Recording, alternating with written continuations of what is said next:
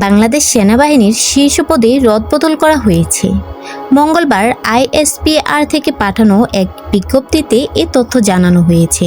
বিজ্ঞপ্তিতে বলা হয়, মেজর জেনারেল জিয়াউল আহসানকে চাকরি থেকে অব্যাহতি দেওয়া হয়েছে এবং লেফটেন্যান্ট জেনারেল মোহাম্মদ সাইফুল আলমের চাকরি পররাষ্ট্র মন্ত্রণালয়ে ন্যস্ত করা হয়েছে।